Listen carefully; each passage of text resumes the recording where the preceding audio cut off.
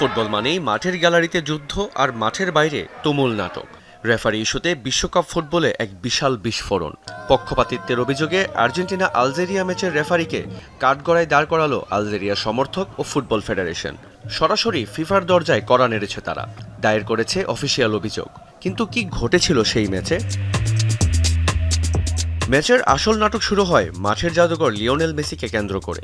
আলজেরিয়ার দাবি, ম্যাচের এক মুহূর্তে আহমেদ মান্দিকে বিপজ্জনক চ্যালেঞ্জ করেছিলেন মেসি, যার জন্য আর্জেন্টাইন মহাতারকাকে কোনো বড় শাস্তি বা কার্ড দেওয়া উচিত ছিল। কিন্তু রেফারি সেখানে ছিলেন একেবারেই নীরব। আলজেরিয়ার ফুটবল ভক্তদের প্রশ্ন, নামটা কি মেসি বলেই পার পেয়ে গেলেন তিনি? কিন্তু নাটক এখানেই শেষ নয়।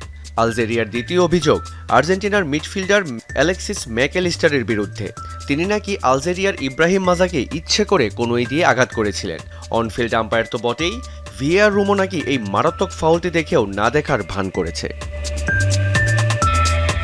ফিফা কি আলজেরিয়ার এই অফিসিয়াল অভিযোগে কান দেবে, নাকি বরাবরের মতোই ধামাচাপা পড়ে যাবে এই রেফারিং বিতর্ক?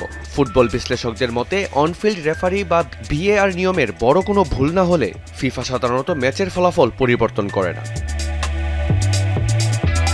তবে আলজেরিয়ার এই আনুষ্ঠানিক অভিযোগ টুর্নামেন্টের বাকি ম্যাচগুলোর রেফারিংয়ের ওপর যে ব্যাপক চাপ সৃষ্টি করবে তা বলাই যায়। রিয়ান রাফতি, যমুনা স্পোর্টস।